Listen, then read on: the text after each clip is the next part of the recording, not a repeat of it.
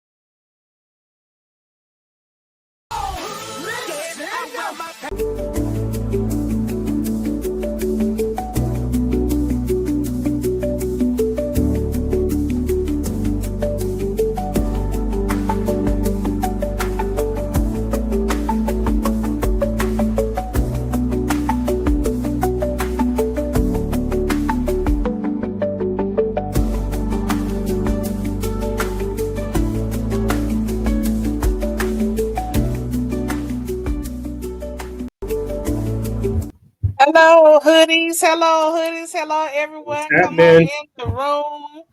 Come on Happening, in people? the room. Come on in the room. Well, this has been a very, very busy week. Oh God, you gotta go out and come back in. Who? Yeah, okay. Oh, Okay. okay. Yeah, can y'all hear me? Can everybody? Can you hear me? Yes. Okay. Yeah, I hear you. I'm good. Okay, so Travian, my co-host, will be back in the room in a minute. Hello, everyone. Welcome to the Laverne Spicer Hood Conservative Show with my co-host Travian. And we have a special guest today. Her name is Dana. And Hi. Dana, Travian, can you hear I us? can hear you all now. Yes. Okay, Hello. Welcome back. Hello. we are so on and popping. So Dana, tell her a little about yourself. Well, I'm a content creator, digital content creator, and I have my YouTube channel, The Real Dana, and I'll talk about politics, current events, um, corrupt politicians, and every week, Monday, me and Judge Joe Brown, we do a show together. I call it the Man Up Show with Judge Joe Brown and I, and yeah, and that's basically it. Yeah, but I like to call out these corrupt politicians and locally and on a federal level.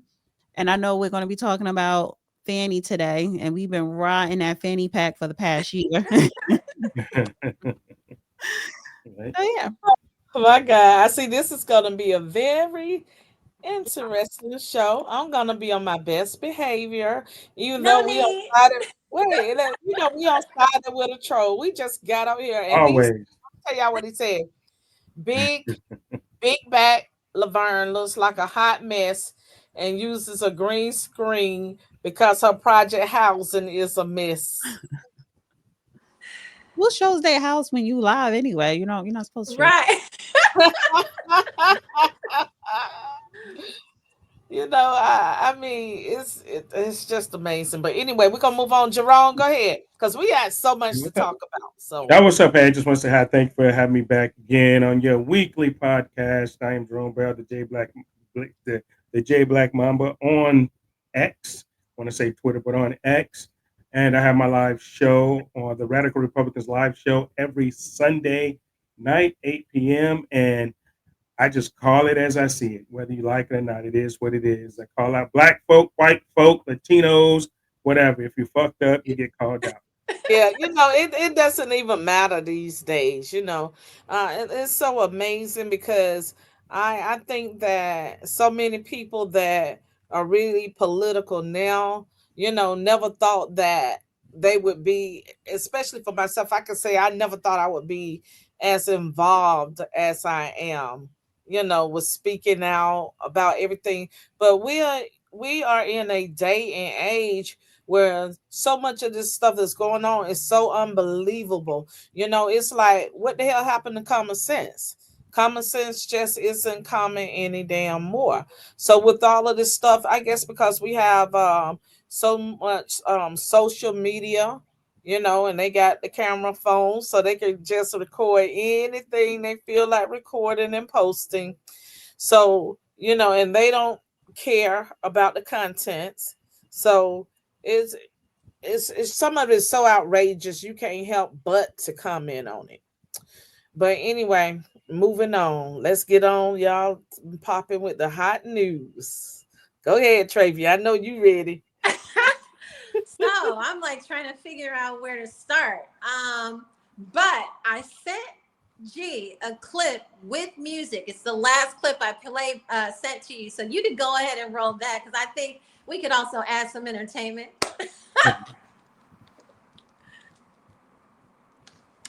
G, Okay, are G, you did there? you hear it?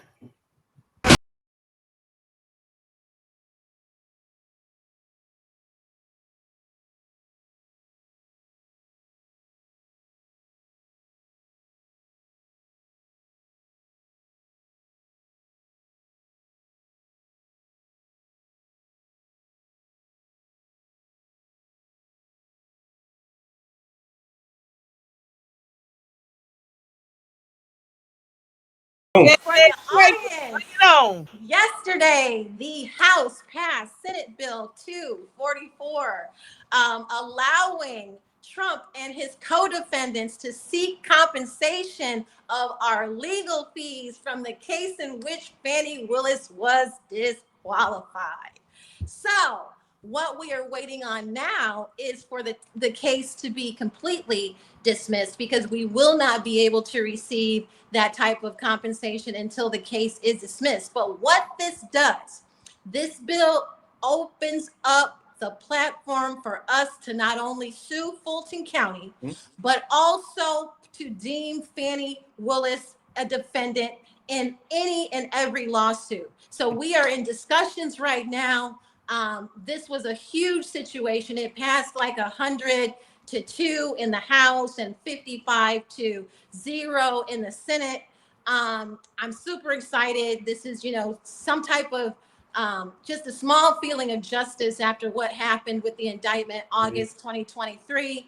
I'm sure, and I'm wondering, because this bill unfortunately allows for the defendants who copped a plea to also redeem their legal fees, which I think, it should be the defendants who remain left in the case. Oh hell yeah! If you cop the plea, to hell with you. Right. You However, didn't have the nerve to stay in the case. You didn't believe in yourself, or you didn't believe. No.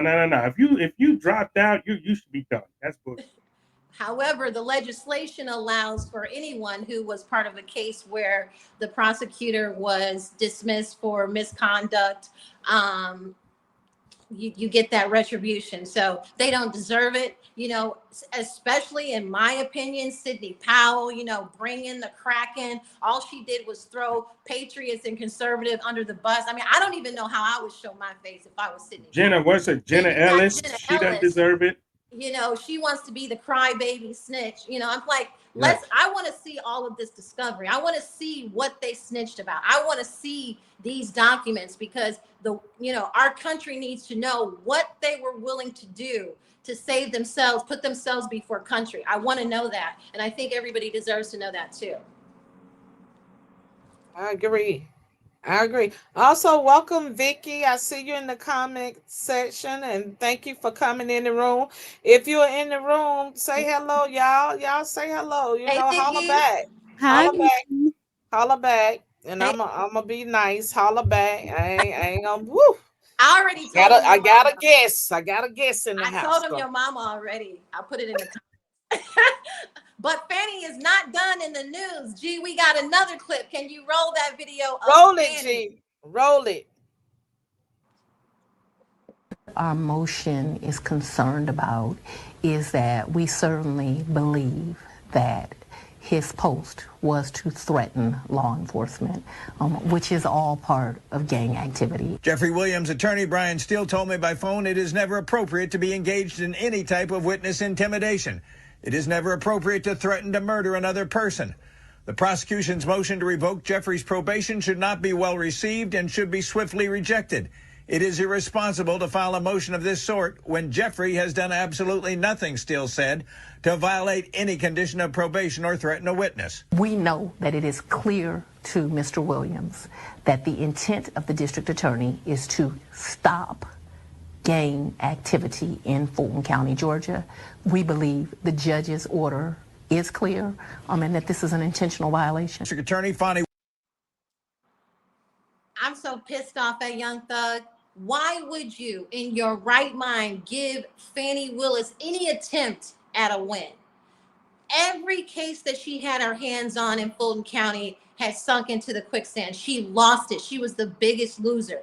This is allowing her to pump herself up to get some type of win and some type of retribution, even though she was actually, in all reality, the worst DA I think that I've ever seen in any county, especially in a place like Atlanta, Georgia, where a DA should be apt enough to at least, have some wins in these cases. So, but for him, but the bigger thing is her saying, we're here to stop gang violence. Her former boyfriend, who paid for her first campaign, was the biggest drug dealer in Atlanta, was the biggest gang member in Atlanta. So she's her roots are dirty. Her mama killed some Now, people. was You know that what I'm saying? confirmed? What was that confirmed about the ex-boyfriend? Because I heard that too. They have pictures of her hugging up on him in a case in Fulton County. I actually have the picture. Let's dig that picture up because I want to show that picture as well. Well, But I wanted to comment on a Young Thug because first of all, he never should have took a plea. That plea, because if you look at everybody else, I think it was 3 or 4 of them that said we're not taking a plea. We want to have the verdict. We want the jury to put a verdict to it. And because they knew, and I think wasn't that the longest case ever in Georgia history or something? So that whole case was a hot mess with the judges being recused, the witnesses. It was just a hot mess by the hands of her office. So he should have never took the plea, but that says a lot about his mental. You've been sitting in there for 2 years. You couldn't just wait to see because it would have been in your favor. I think they would have found him not guilty on any of that. And he wouldn't have to deal with this because the plea is I think is worse. That it is like a prison. But that was a dumb move on his part, like you said, Trevion, to post that. I mean, he should have came out and been a pastor. How do you sit in jail for 2 years and you come out and you do something stupid like that? Like, in actuality, yes, you were taunting authority. But if you're going to do that, and if you want to make those type of statements, at least don't say no names. At least don't direct it to someone specifically. You can talk as long as it is that you don't put an identity to what your threat is. And his recusal tweet yesterday, which I don't think the guy should be tweeting at all, was he should be silent. Right. I don't send tweets to people. Right. Stay off social media, everything. Right. Yeah. Right, because he's an influencer, he's a celebrity, because it was someone else that doxed that law enforcement person, because that person was actually doxed, putting their address out there. They said, if you're mad, her mama lives right here. Pull up on her mama. It's like right. So even though he didn't dox the person, I wonder if he could still be protected under freedom of press, freedom of speech. I think that in that space, he has protection because he didn't actually do it. You can't control what your fan base is going to do. But at the same time, his other, actions went and hit dead on a prosecutor. Like I don't know how you can get that comfortable after sitting 2 years, going through the stupidest trial. That was the dumbest trial I have ever seen. It was entertaining though, but it was the dumbest trial I'd ever seen. And her office, a waste of taxpayers' dollars. Exactly, and probably one of the most expensive cases out of Fulton County. Like they thought our RICO was going to be expensive. Young Thug's case by far, and the other rapper, I can't even remember his name, that actually pled in the beginning and got out. Not Young. What's the other? Gunna? Who? Gunna? Yeah, Gunna. Mm-hmm. So, Gunna's been quiet. Gunna's been making music and sitting down and making his money. Where is Thug? Where's the common sense in that? Like Laverne said earlier, common sense is not common anymore. You don't sit for 2 years and come out and do something so stupid. So I want to ask you, Trevion, because you're PR. So where is Young Thug's PR? Because shouldn't his people already prepared him when he took the plea as going forward, this is what your life is going to be like in the music and the personal? Like, shouldn't he have been prepared, or is he just not listening? That was the responsibility of his attorney, which is why, you didn't hear a statement from a PR person. You heard a statement directly from his attorney saying, look, this is not going to be received well. He hasn't done anything. In my opinion, he doesn't have a PR team. But in situations like this, only the lawyer should be speaking for him, because you don't want a PR person to come out and say he already did, what the PR person was supposed to do when he tried to, do that drawback tweet that he sent out yesterday. That should have been the PR team. So, he's blown that opportunity. But right now, no one should be speaking for him outside of, his attorney, because this is now a serious legal issue. And Fannie is desperate. She is going to drive that stake through him in just to try to get some retribution on his back. And it's unfortunate that he opened the door wide up for her. Yeah, and she came back from vacay with her boo, With celebrating. her boo. Where her vacation braids in. But while she was on, yes, or while she was on vacation, honey, the Georgia Senate was like, can we curse or no? Right. Can you curse? You ever seen Laverne's show? You ever heard Laverne? And she cried right there. The Georgia Senate was like, bitch, we don't care how many trips you take. You gonna be sitting in front of us, or you gonna be in handcuffs. So, honey, Exactly. I'm gonna be live streaming when I'll she's be sitting in front. You know, I'm going to pay for that trip to sit in that courtroom for the second, that chambers for the second time to watch her. I'm sure she'll be a lot more prepped this time. I'm sure she'll let her ego go, because now she's in a position where she doesn't have any control anymore. She can't run from not testifying. You know, that game is over. Right. So, you know, I expect her, just from the losses that she has taken, but you never know. She ghetto. I mean, she ghetto. She's good. Shit. I think she's still gonna run her mouth, you know, and try to be the hood that she is. And, you know, of course, it's not gonna work. But she did release a quote last week. She was like, "Oh, they ain't ready for the truth." Something that's like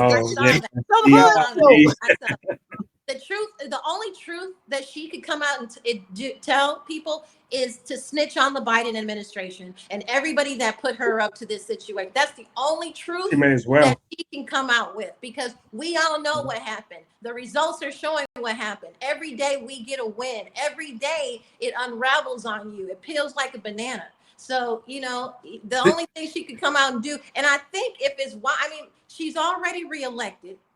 Right. If it's me in these situations, you know, she said she was going to appeal her disqualification in our case. Where's that appeal at?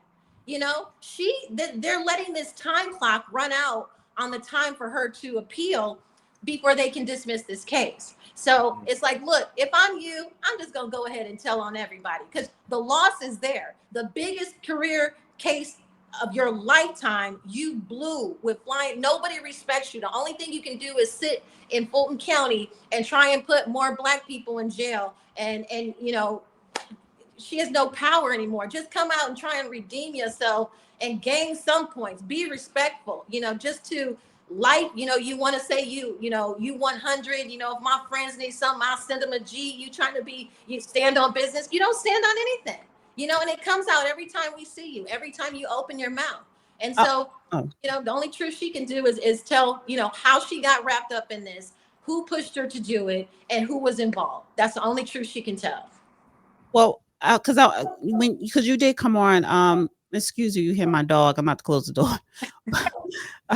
When you was on my show, you know, I brought up that everything that was going on with this Trump Georgia case, you know, involving you and other defendants, and every win that you guys were able to get from this, out of this, that is actually helping the average person in the state of Georgia dealing, especially in Fulton County, because speaking of Fulton County Jail, they have people sitting there that never even seen a judge. And you have, I think legally, the DAs can only hold you within 90 days, but you have to have a trial. Yeah, a trial. So or a court hearing. Court hearing, yes. And they've been sitting there for over a year. So it's a lot of corruption that were able to be uncovered because of the Trump case. And then with this law being passed, I think you guys actually help regular American people. We did. So it's sort of like almost like a tort law in a way, to where, you know, if the prosecution team has any type of misconduct, and they get disqualified from the case, it's not just, you know, still to us. It's also across the board to any defendant, anyone who's gone through a case in the state of Georgia. And the prosecutor is dismissed for misconduct. So they wanted to try and stop this bill, saying that taxpayers were going to be on the hook for it. You know, that's just a bite that they're going to have to, you know, take, because there's no way we are not coming after Fulton County. There's no way at all. Hey, So blame Fanny. blame blame her. You right. know, I mean, just like the people went after, Minneapolis and George Floyd and these other cases. You know, taxpayers unfortunately got to pay for bad conduct and fuck up from the prosecution and police or whoever. I mean, taxpayer always have to pay for it. So, blame Fanny on this one. I mean, Well, but this time I think her arrogance is going to catch up with her. Her we hope so. arrogance. We hope so.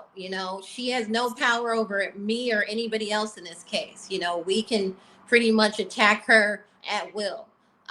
For me, I'm just waiting for that, Georgia Senate hearing. I would really like to see how she's grown into this loss, this massive loss, and just to see who she is right now.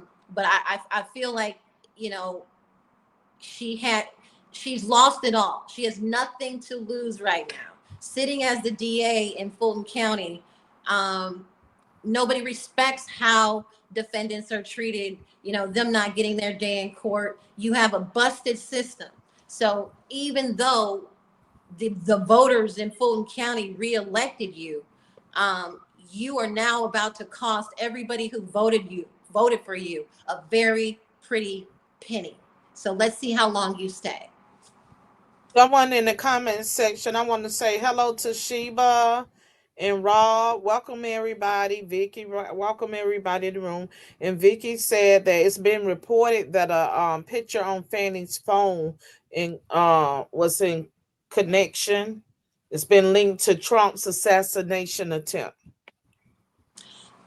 They say that the killer, the little boy, who I really don't think had anything to do, I don't think he was that powerful to get past Secret Service and people seeing him on a roof, even if, they'll always find the scapegoat. And we should know that from the JFK files. So, and the Martin Luther King files. So you can never just, go with what Secret Service says happened when there was just a mass display of, broken procedure all the way across the board. Even from the local law enforcement, they were told to stand down in situations. So no, Thomas Cook, him having a picture of Fanny in his phone. I mean, this is really, just a repeat of what we've seen by the feds and by the CIA over the years. And, that's why I feel like people need to understand, if they're telling you that little boy is the one who shot at President Trump, when they could have been multiple shooters, I've seen multiple shooter, reports, from the water tower. One of the big things that they don't talk about a lot is the dude that was up on the water tower and the guy that saw the dude climb down and drive away. They don't talk about that dude, so it's always the second one that actually done the shooting that they don't talk about, and they put the patsy up and because when you look at that guy up on that is up on that roof, and everybody's saying there's a guy up on the roof. You know what I mean? There's a guy up on the roof. I mean, you figure the president of the United States is right there, and people are saying there's a guy up on the roof, and nobody's going up on the roof. Nobody is, checking that out. You had your snipers all around. The snipers could have easily saw him before supposedly he got off the shot. Supposedly, right. I mean, it's just all bizarre. Like it just goes back to, we're hardly ever told the truth, from our government, about shit, right? So hey, it is what it is. We just have to discern the truth for ourselves, do our own research, and talk about it on shows like The Hood Conservative. Right. See, that's why people stop watching like a lot of that mainstream media, because it's the podcasts these days that are making the difference, where you could get more of a very greater viewer aspect, from everyday people that are involved with life. And, sometimes we just don't see it the way that the mainstream media is reporting it. So. G, speaking of the Georgia Senate, we have another clip that's quite interesting.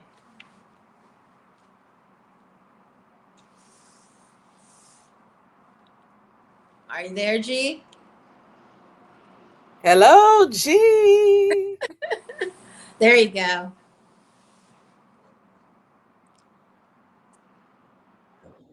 Yeah, I better get in there.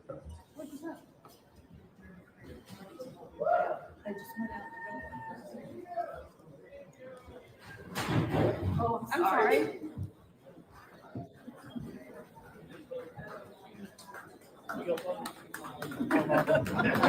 But I figured the leader walk, I can walk with her. Come on, guys. Yeah. Thank you. Thank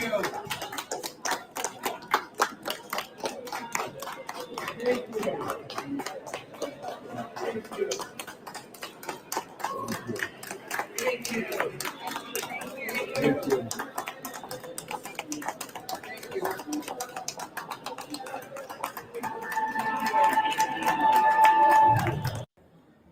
So just to put some context on this clip, these are the Democrats in the Georgia legislature that walked out of chamber because Republicans put a halt to a bill that would allow taxpayers to have to pay for prisoners to have transgender alternative surgeries and so on and so forth. And I think these people have to realize who elected them.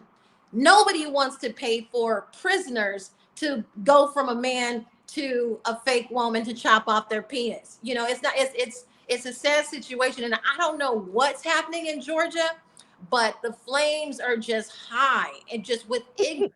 They're just real high with ignorance. So I thought that was just a travesty of justice that these legislators who were elected by their constituents and they lost that bill by a landslide, decided to put on this hoopla, this political theater, and exit the chamber in single file line like they were standing in solidarity against the taxpayer for a prisoner who wanted to chop his penis off. I'm slowly thinking that there's something in the water in Georgia. I believe it. With a number of gay Black men, I'm sure there is something in the water in Atlanta for certain. Just because, don't you guys have one water pipeline in Atlanta? Who's in Atlanta? Oh, I thought you were in Atlanta because you do so much Georgia. Me? No, I don't live in Georgia. Oh, you're not there? Okay. I thought you were in I'm Georgia. in Ohio. Okay. Ohio. Yeah, but I was in Atlanta working the 2020 election for the Purdue campaign, and all the water in Atlanta shut down. You didn't have ice, you didn't have bath water, you didn't have anything. And I think that's when I found out that maybe they have a new one now, but there was one water pipeline going through Atlanta. And I said to myself at that point, I said, if they wanted to wipe out the city of Atlanta with one waterway, they would be able to do it, but. Well, I would say this because I found that other disgusting too. When you look at the Democrats, federal and state, I do know federal prisons. Oh, they do take care of them inmates very well. Like if they have cancer, and they do assist with ginger. Well, I wouldn't say they chop off the penises, but they do give them their hormones and stuff like that. And that is taxpayer dollars on a federal. And I think the Democrats, they are trying to make that on a state level. And then too, they probably they're trying to turn Georgia blue. However, I don't want my federal or my state taxes, if I lived in Georgia, to go to that. Like, you were in prison because you committed a crime, but I'm not paying for you to change your sex because that's your lifelong dream to do that. Like, no. And so walking out on that is an insult to taxpayers, number one, whether you're gay or not, or in the community or not. And, number two, like, why is that the fight? Why is that, why are you pushing back on that? And when you're not focused on cost of living, taking care of people, period. Especially whether it's American people that have worked, the taxpayers that have worked and paid their taxes, paid their way. It's never nothing in it for we the people. Like you said, what about the veterans? What about the veterans that are homeless staying on the street? What about those that are going through mental health issues? What about our senior population? What about, you know, the senior population that just need help, period? You know, even you have places like here in I'm not sure, I think it's in Fort Lauderdale, somewhere up there, where they are putting the seniors out to rebuild the whole complex that they have been staying on.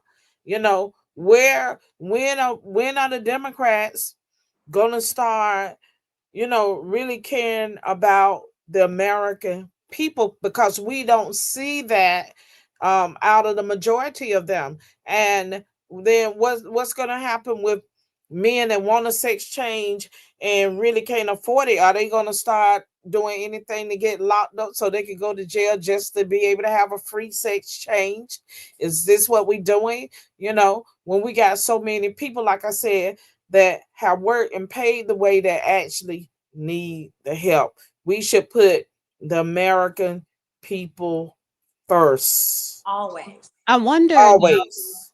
I wonder if that bill was able to pass for those inmates, that is like cracking the door open to Something. implement that in schools or in other, you know, places in society. So, because it's like once you pass something for specific group like inmates or what have you, people use that, you know, for their cause. So it's like, no, all that sex change, nip that in the bud. Like that should not, we should not, taxpayers should not pay for that at all under any circumstance. That's the personal. I mean, you know, that's personal.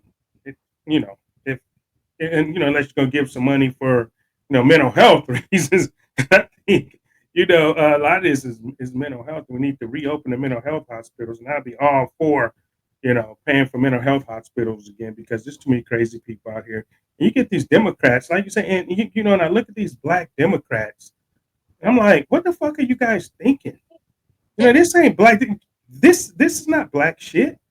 You know what I'm saying? This is not black culture. Black, you know, I mean, you know, and you can go to abortion, and you go, you know, to all this, you know, white racist liberal type shit. That's what that is. I mean, you black people co-signing on reassignment, gender reassignment surgery for inmates, and you want to change the kids into what they're not. I mean, I'm like, come on, man. I mean, it's just ridiculous, and it's sad. It's really, really sad to see, you know, all the black people that are co-signing on this bullshit. I mean, I don't know what happened to black civilization in this country, because black America used to be just completely conservative. You know, your grandmother, if anybody in that family got pregnant, your grandmother would raise that baby before she would let you kill it. They believed in protecting their family. They believed in, you know, a man being in the household. They believed in guns and protecting their household. You know, what happened in 25 years to the mentality of black America? I have to give it to them. That was probably one of the biggest projects ever, you know, played on the American or on a race of the American people. And if we look at our society now, we have to be honest. How much of the black cultural society mentality even included, how much of us would make it? You know, should there be a hell and high water Armageddon? You know, what would that look like? And I always try to plan my life. Like, if anything went down, how would I survive? What would my tactics be? What would I do for electricity? You know, there's people out here who are building underground bunkers like Mark Zuckerberg. No, nobody's gonna spend $50 million on a bunker if it is that there won't be a natural catastrophe or unnatural catastrophe, you know, in the future. So we have to look at the possibility of the black race being wiped out in a situation like that. So it's a sad overall situation, but we've got one of every 4 black men in jail. We've got, you know, the numbers of black marital households declining. The single mother population and mentality and culture is growing. You know, it and the abortion rate amongst Black people, Black women, is you know, wiping out, you know, a cluster of our Generations. in itself. So we don't have anybody to blame for ourselves or blame for it but ourselves. And you Come on. You know that's white supremacy. Come on. know, Come And Ray, on. just hey, don't. it's like the video of the women, right? All of them are fat as hell, big as hell, and the lady said that the cause of them being fat as hell, wide, too wide to get inside of a door, is because of racism. Racism. The Racism. made for white women. It's not made for Black women. I'm like, are you kidding me? And I, you know, I feel like that mentality of Black woman is surely declining because they're killing themselves physically. So, in my opinion, you know, everybody's got big Black women in their family. I go home for Christmas and Thanksgiving, and every time I see my cousins and my aunts, and they've all gained 15, 20 pounds. And, That's no, racism. that's racist. You know what I'm saying? I'm like, Are we shaming big people? I mean, everybody can't be slim. Everybody is not made to be slim. no, there's Yeah, a I'm not slim myself, okay, but I know this is not racism, okay. Right. This got to do something, but I want to eat this, I want to eat that, I want this, that, and I want that to go with it, Well, okay. America is fat though. When we look at the United States, all of it, no matter what background, all of America is fat. I know, but we're talking about the survival of Black people, you know, and it's going to be, I think it's going to be a difficult undertaking, you know, when we look at obesity in Black women. Let's just stick with Black women, not even to go into Black men, but the obesity rates in Black women.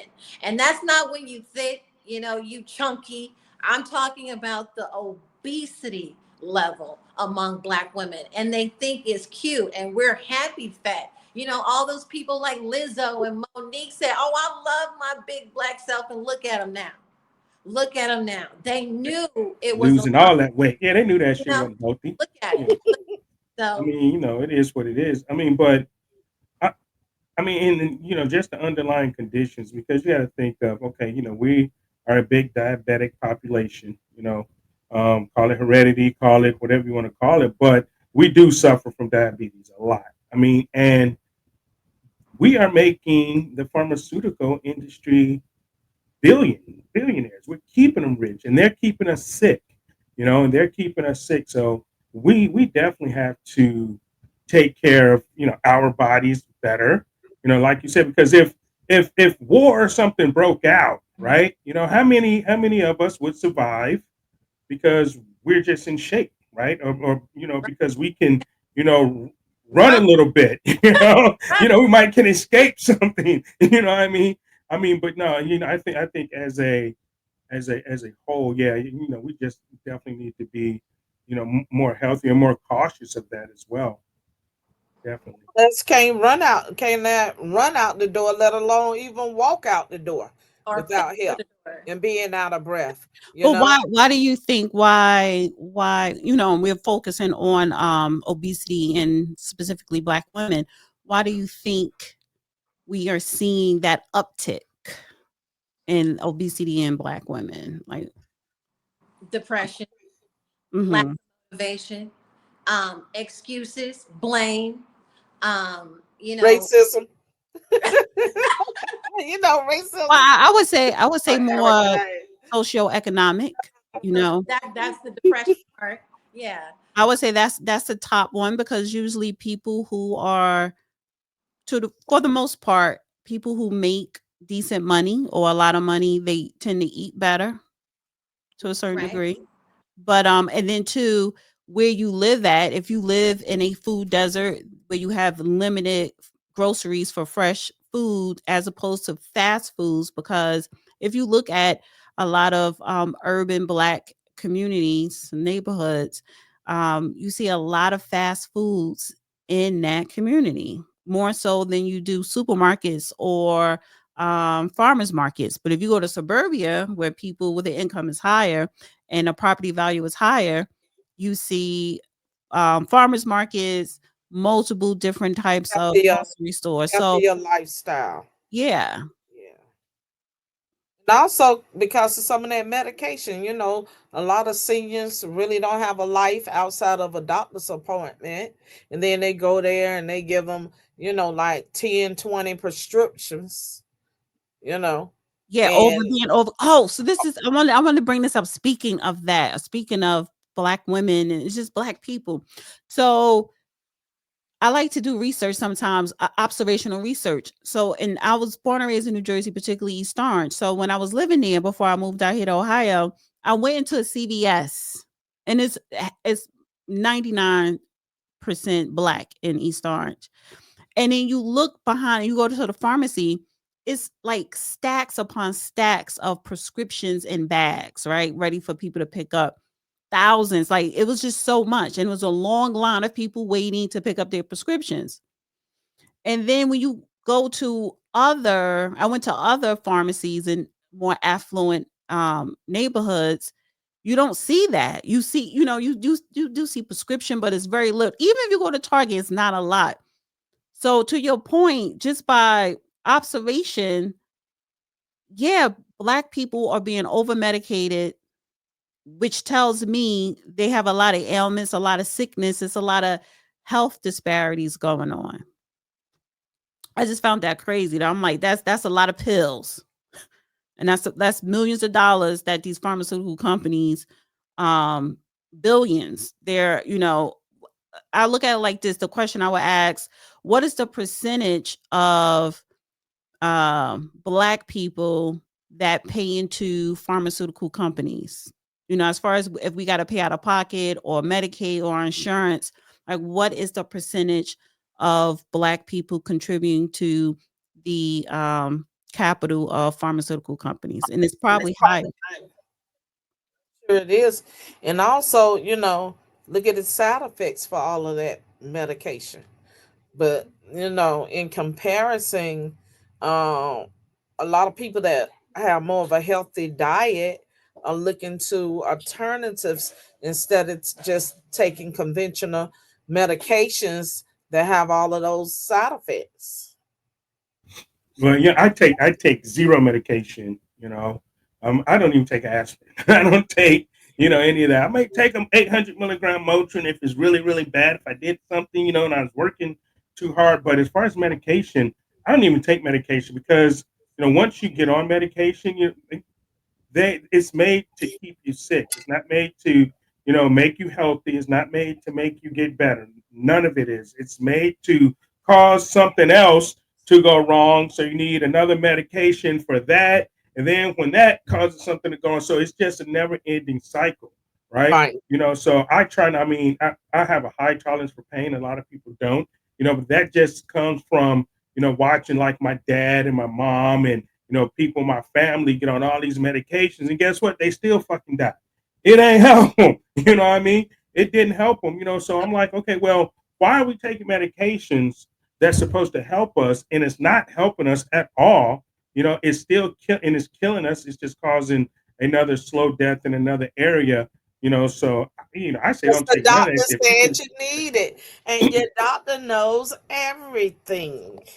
That's why they do it. That's why Yeah, they do because it the because doctors, they're getting number kickbacks, they and get kickbacks from the pharmacy company, right? then they're being dictated by the insurance, because the insurance company actually dictates to the pharmaceutical company as far as how much they're going to charge. So it's like big pharma, they say, is the evil devil, the boogeyman, but insurance company is Lucifer itself. And I worked for an insurance company for 20 years, so they dictate a lot of how we get treated by the doctors, because are they going to get paid? Um, Something that they could advise us or treat us with, they may not get reimbursed by the insurance company. So it's they're not probably going to present it to us. You see what I'm saying? Like they're going to go by the guidelines of the insurance company instead of Right. going by the guidelines of health. Right, exactly. And some of the thing they force you to get on, because like I know a person, they diabetic or whatever, and they have these sensors right now, like the Libre, whatever, but to get certain sensors, they want you to be on, I mean, for your insurance to pay for it, some insurances, they want you to be on insulin, right? And you may not even need to be on insulin. You might just need a monitor just to, keep track of what you're doing and what you're eating, but they want you to be on insulin. Well, insulin destroys your pancreas. So once you get on insulin, you're probably going to have to stay on insulin the rest of your life. And what? So now that doctor's getting paid as long as you're alive. The insurance companies, are getting paid. The big pharmaceutical companies, they're getting paid for the rest of your life now because they actually forced you to get on something that you probably didn't need to be on in the first place, right? Because there's natural herbs and natural supplements, where Supplements.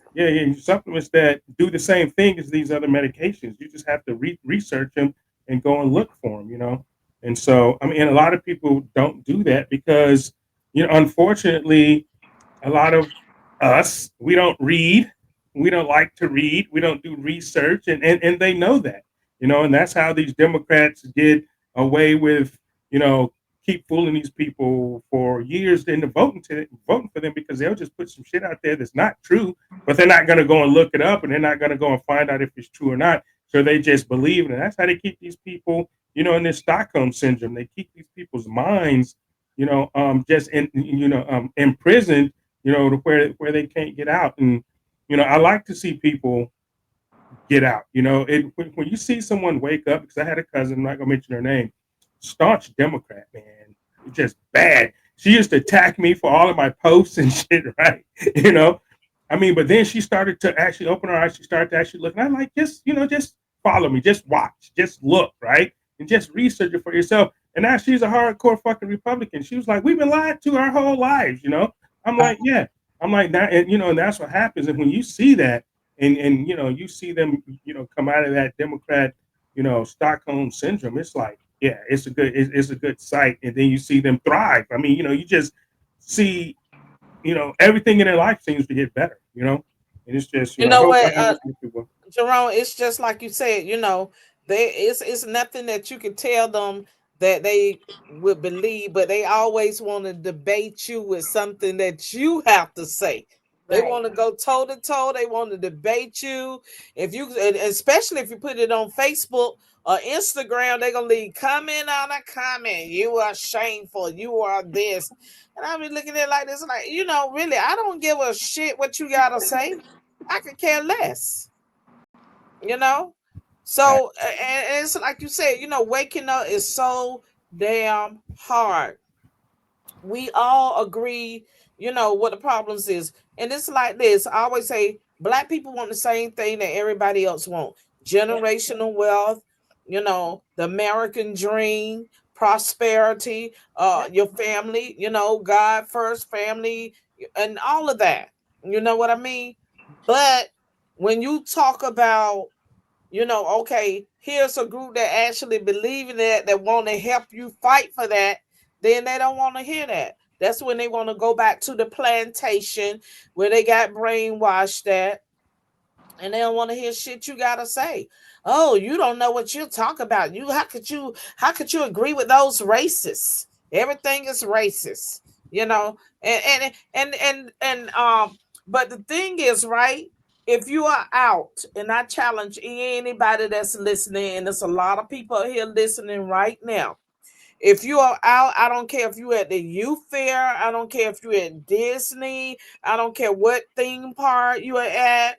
When you at any type of event, and there's a lot of people out there, one thing that you're going to always see is a lot of mixed race families together. You're going to see those mixed race families together. So if people was actually buying into all of that racism that they try to keep, they try to keep it floating, they try to keep it alive. But if people was actually buying into that, then you would not be saying all of these mixed race families. So I don't believe that people are actually buying into all that racist BS that they always pushing. I just don't believe that. So I have a question. So Laverne, I knew you were a Democrat. Jerome, are you a lifetime Republican? Okay, sorry, I had myself on mute. Well, I grew up in a Democrat household, you know, Okay. And and Dana, were you always a conservative? No, I switched to being a Republican. I think it was during Trump's first term. I didn't vote for him, but I switched to be a Republican not because of the presidency. It's really local level in New Jersey, and I probably did switch before he became president the first time, even though I didn't vote for him the first time. But yeah, it was I switched from being Democrat to Republican. So I've only my voted for question one is, Democrat though. okay. One. And so my question is, because the switch for me from being a Democrat to a conservative was instantaneous. It was like just one day, it was like, hold up, all this is stupid. Like, it was within, I'm gonna say, days. It didn't take me a long time to, turn that corner once it hit me. And Vern, I don't know how your situation was, Dana. But for me, once common sense hit me and you just take a look around at what's happening, or somebody says something to you that everybody around you is like, yeah, that's right. And it's dumb as hell. And it's wrong. And so it hits you and it's like, okay, enough of this. But yeah, for me, it was almost instantaneous when I made the switch. Well, I think for me, it was more so because, again, in New Jersey, it's funny though, because we've had Republican governors, but then they always turn blue for the presidency. But in Essex County is blue, in Newark and East Orange is blue, and on a local level, it's majority all Democrat. And we don't vote for sheriffs like other places. Even in Ohio, you vote for every damn thing. It wasn't like that. It's not like that in New Jersey, particularly in Newark and East Orange. But when I went to, because I was part of the organization, so we would go to like the city meetings, not at City Hall, but it's the meetings. I forgot what you call those committees, but they approve contracts for people to do business with the city. Okay. If you have a business. So we went to that meeting for something, and then you get to hear, I saw all these people, majority non-black, ready to petition for whatever contract. They did not live in Newark or East Orange. A lot of them didn't even live in Essex County. But all this black committee, which was appointed by our executive director, who is a Democrat, and we do vote for that person. They were all black, maybe one Hispanic. They were saying yes, yes, yes, yes to all of these contracts these people wanted. So when I got up and I asked a question, I said, do you normally automatically approve these working contracts to people that live outside of this county or outside of the city of Newark? Do you normally approve yes for contracts for the city of Newark without really doing any type of background check? Is that the norm? And it was like, well, we'll give you your response in the mail. And I say all that to say, the corruption of it all. And that's almost like, let me vote Republican just out of spite, because it's still a heavily Democratic district. Right. So it doesn't matter.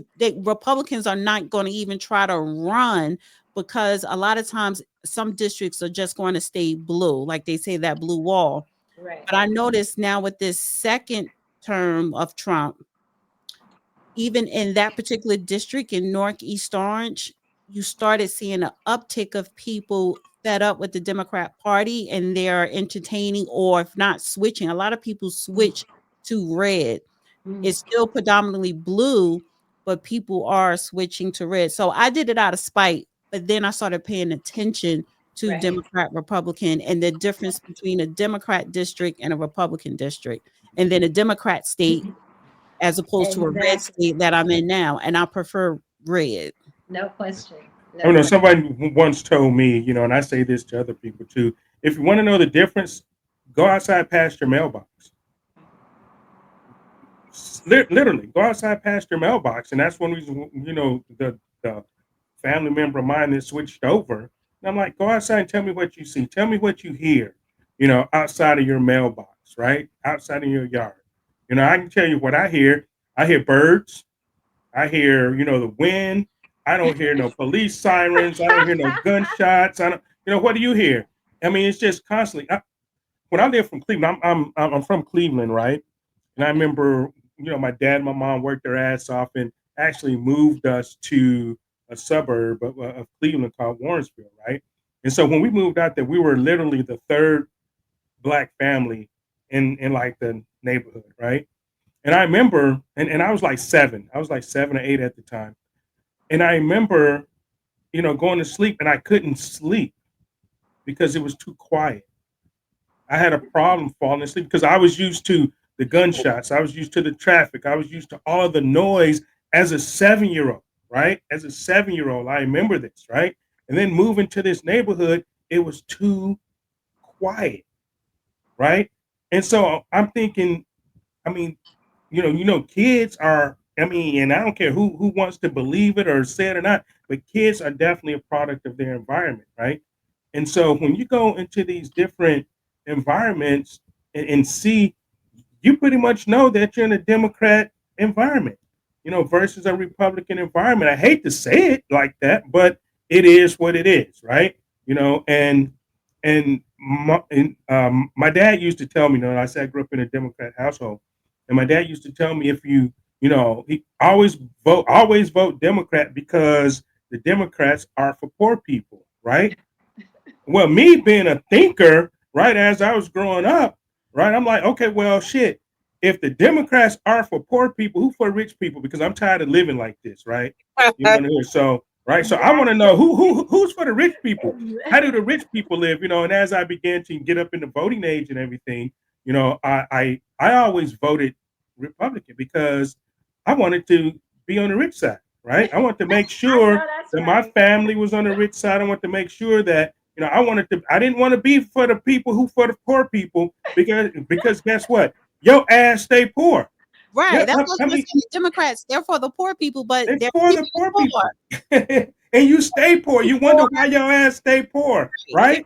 And you wonder why you have all these problems because that's exactly who they're for. And my dad, he didn't mean it like that, but his words resonated and it's true. It's true. Right. And like I said, the only Democrat I voted for Bill Clinton once. I have to admit it. I voted for Bill Clinton the first time he was president. I think I forget who the hell he was running against, but I just didn't like who he was running against. Ross Perot. Was it Ross Perot the first time or the second time? I thought because I know I voted for Ross Perot once too. Yeah. Okay. So but anyway, I know I voted for him once because he ran twice, right? Ross Perot.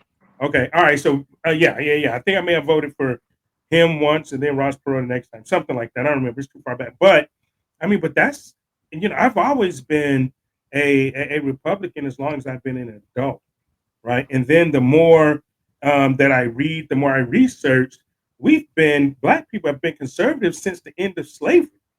We've always been conservatives, and them people that lie and say, well, the party switched. I'm like, bullshit. Show me that shit on a timeline. Put that shit on a timeline when the party switched. Yeah, you had some Dixiecrats, that, it came from the Dixiecrats. You had 12 of them, matter of fact, that came to the Republican Party from the Southern Democrats because they no longer wanted to be a Southern Democrat. So they came, okay, and then they tried to claim that the party switched.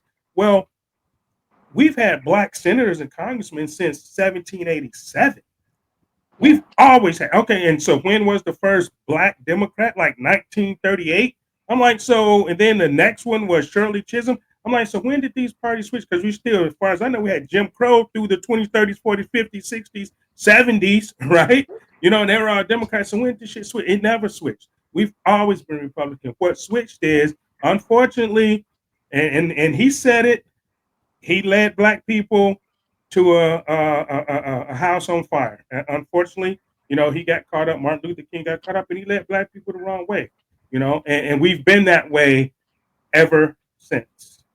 And I'm it never ceased to amaze me the input that the media the brainwashing job that the media has truly done, to the Black community, because so many of us just sit there, especially with the older people. They watch the news every day. They scared as fuck in the house by themselves all day from watching everybody get shot up and killed, but they stay tuned the hell in.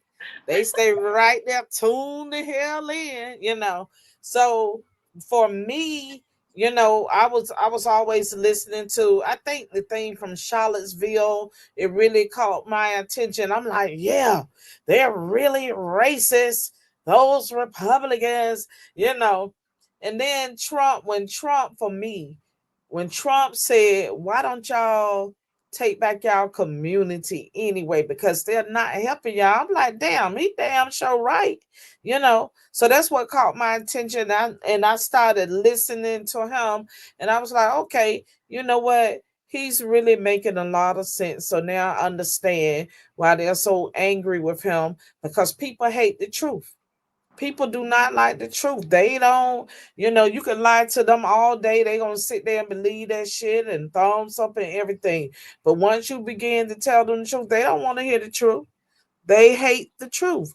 So that was the wake up call for me. And I've really been fighting on this side ever since. And it's not easy for a Black person to do that, because you're gonna get cussed out. Y'all see the comments where he Yeah. called me up, say I'm in the projects and I got a messy. I never stayed in the damn projects. I never stayed in the projects. But hi Nora, hi everybody. Welcome Hi, to the Hood Nora. Conservative Hey, Podcast. Nora. We see you, and thank you, Vicky, for joining today. Yeah, so all of that stuff is like, to me, it's gonna bounce off. You're not hurting my feelings or nothing. I really don't give a fuck. So about none of that. So Jerome, I wish I had somebody like your daddy told you that the Democrats were for poor people. Because if somebody would have told me that at a young age, I would have been a Republican real quick. I wish I had somebody who would have saved me back then. Oh my God, you were blessed. Absolutely. Let me say this though, as far as the Democrat Party, you guys can hear me clear, right? Yes, we hear you, Dana. They have money. The Democrat is a lot of wealthy and well-off people, white, Black, or what have you. Liberals have a whole lot of money, and sometimes, listen, let's say someone like me, someone like Trevion, any of us up here, if we were the way we talk now against them, if we were talking with them against the Republicans, you know how much bankroll that they'd be willing. Absolutely. Yes. So they have I worked money. in Hollywood. All Right. Hollywood Yes. hate Yes. me Right. now. Okay? They hate me right now. So Wow. trust me, I know. And I think my family is in the worst situation because we don't come from slavery. My great grandfather, they had free, like they had white neighbors. Everybody was cool. One day, somebody was riding through there and their wagon broke down. My great grandfather helped this man and his family get their wagon back on the road. And 3 weeks later, they came back and kidnapped my great grandfather, my great grandmother, my grandfather, and actually tried to make them slaves until 2 months later, my great grandfather figured out, he's like, look, I'm about to kill everybody in this house, slit everybody's throat. And they left from Louisiana and went on by train in the middle of the night to New Edinburgh, Arkansas. So the fact that my family, knowing all of this, understanding we can have land, we can own things, we can contribute to, the country, and then turn around and become something so brainwashed. I mean, that's why I feel like my family is the disappointment story, because we don't come from slavery, and then they turned into slaves, so. Well, see, and that's part of the issue too, because a lot of these Black people that don't understand it and really don't know their lineage think they come from slavery. They may not. My family were not slaves either. My family didn't come from slavery, either. And so that's probably why we own land in Alabama, and that's why we probably own some shit, because my dad and mom was like, No, we're not slaves. We can buy some shit. You know, we can do the same thing the white man do. You know, white people live across the street. You know, whatever. I mean, so it's like, you know, a lot of black people buy into that concept that we were all slaves. No, the fuck you wasn't. You probably wasn't even a slave. Nobody in your family was a slave. But you buy into that concept and you start to believe that shit, and you get that what we call that slave mentality, right? You get that slave mentality, you know, and then you buy into the bullshit. Oh, well, you know, because we were slaves in the 1600s, this 2025, I can't do. Man, shut up. Shut up. Yeah, I mean, You know that's what I mean? Just unfortunate. it's you know, it's just unfortunate, you know, because I'm like, my son's a doctor. Oh, it's white supremacy. My son's a doctor. Where the fuck is the white supremacy at? You know, my son's an HVAC technician. Oh, white supremacy. Okay, well, he works for a white dude. The white guy gave him the job and paying him like $45 an hour or whatever, right? I mean, where's the white supremacy at? You know, the white supremacy. Now, okay, yeah, it was there racism, and that's where a lot of people confuse shit. Is there racism? Yes, there's racism on both sides and all sides of the spectrum, right? Yes, Lord. If you want to say racism, but white supremacy. I think white If supremacy is more. If you look at C-suites, I mean, white supremacy is not just white people though. Worldwide, you do have a lot of. What is that? Is that me? I'm not sure. Hold on, let me. Yeah. I think it's Dana. What it is. But GK.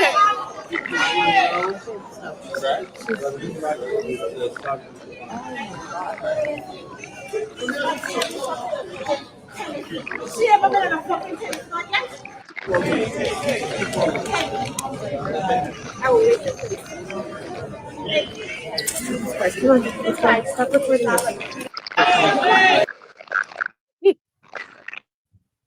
What is that? What was that? I didn't really see what that was. Some lady was The naked. girl got naked at the What was that? airport. Who was it? Yeah, she got naked at the airport. She was at the airport at Spirit, and she took her clothes off. Oh, I couldn't even see what it was actually. Oh, you couldn't see it? Who was it now? Oh, someone took their clothes at the airport. Yes. Okay.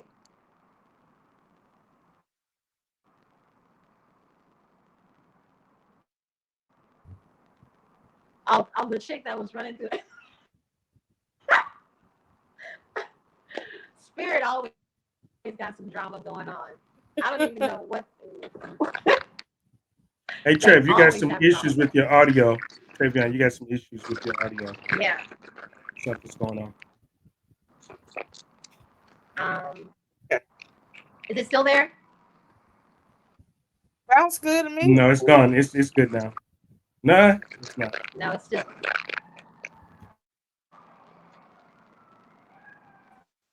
So Jerome, you had the gentleman from the USS Liberty on your show. Why don't you give everyone just a small excerpt of what this gentleman said and what he lived through? Because I do think it's a very important issue that gets covered up and not recognized by our own government and people. You're right. Well, yeah, I have Phil Turney on. Phil Turney is is one of the survivors from the USS Liberty attack when Israel attacked the USS Liberty, and so he came on, and you know they've covered it up, saying that it was a mistake. You know, Israel, you know, didn't know that it was an American ship. You know, they thought it was an Egyptian ship or whatever the bullshit is, and it's been covered up all these years. And so now they're starting to come out, and you know, I guess over the past like 5 years, and say that it was definitely not a mistake. It was done on purpose, and they want people to know. You know, they want the truth to be known that Israel, you know, attacked the USS Liberty. Israel attacked the United States of America to try to get us in the war in the Sinai in the 7-Day War. You know, so he gave a great testimony. He has a book out, you know, about it. I mean, but you can go ahead and research it. Of course, you won't be able to find the truth in it that he was telling. But for, you know, 2.5 hours, they were attacked by Israel, and they were left there to die. The ship was supposed to sink. Everyone was supposed to die, and our government, LBJ, who was a puppet of Zionist puppet of Israel, they've covered it up from the highest levels of the United States, and so that was. Can you guys hear me? Yeah, we can hear you Do fine. me a favor, Tavion. Mute your thing for a second. Testing. Just Yeah, no. that's Yeah, that was. It's something. How you have your phone thing set up? Because it's like a grinding sound. Yes.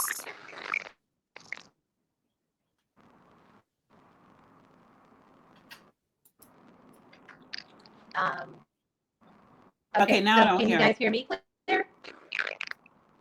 Okay, so then I muted and unmuted my mic, so I don't think it's mine. I know when you muted it went away.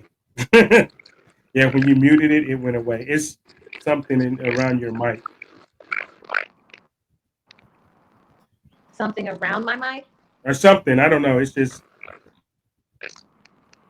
So do you guys hear that sound when I talk? Yes. Yeah. And we hear it if you don't And when you talk. don't talk. If you're not on mute, it just is. And if somebody is talking, we hear it coming out of your phone mic. Do you have a Bluetooth on, or it's just speaker? It's speaker. The speaker. Okay. Yes, you're on mute, and we don't hear it right now because you're on mute. But no, that's okay. You can fix maybe. I mean, yeah. So that was the thing with the USS Liberty. Yeah, he was on the show, and he gave great testimony. So those of us that know that story, just research that and I guess understand who our true friends are. It's like you was saying, Jerome. You was talking about when you all was talking about the Democrats. They make a lot of promises and everything, and the only people that's prospering is them, the ones that's in office, not the ones that voted for them, just the ones that's in office. So. I mean, and that's the boule. I mean, that's the boule and the bourgeoisie. Those are Black Europeans, pretty much. Yeah, it's who they are. Have y'all talked about Jasmine Crockett? Oh, that's on my last She's week and on my show fanny. Sunday, but we can get into her again. I like fanny for 2025. That's my fanny for 2025. Yeah. Jasmine Crockett ass. She. I mean, she's fake. She is the most wretched, unprofessional, ghetto ass bunny. But she's faking it because she didn't come from no hood. That's the thing we're saying. That's exactly what we are saying. She is faking it. She is truly faking all of that. Her objective is to protect illegals and LGBTQAI+, particularly transgender people, and that's it. That's who she definitely protect. And I mean, like we've said on my show and on the Vern show last week, and like you just said, she's not hood, but she's learned that racism and keep driving that home. It's profitable. It's profitable because people buy into that shit. They eat that shit up, and I keep telling people, if you believe, if you believe in white supremacy, you have to believe that you're inferior and that you're inferior to them. Right. To believe in that, you can't have it both ways. I don't buy into the concept of white supremacy because I don't believe that any white person is superior to me. So I can't believe in that. And so if you believe that, you keep espousing that like Jasmine Crockett does all the time. I mean, every chance you get, it's white supremacy. It's white. Okay, well, bitch, so you got a complex problem. You have a problem. If you want to espouse white supremacy every time you open your mouth to get people to, I guess, to send you donations, either one, you're faking it, like she's in, and two, you have a problem. You feel inferior to white people. I don't even think she doesn't believe that to a certain degree, because You can't sit up here and say white supremacy, and you never talk about reparations for Black Americans. Right. And somebody in the comment, Joseph said, Sheldon Daniels is running against her. I actually would like to interview him because he came out saying he's not for reparations. So I don't know how that's going to go well with Black people who are Democrats or otherwise. However, the Congressional Black Caucus, if they're not pushing for reparations on a congressional level, then all that racism talk to me is out the window. And white supremacy is just a system to maintain certain groups on top and everybody else basically on the bottom, and to exploit people.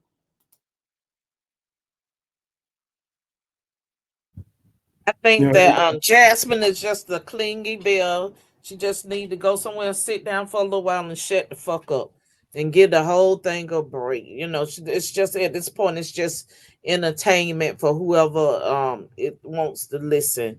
And you know, well, they she's needed in another Congress, loudmouth. she's in Congress cussing everybody out.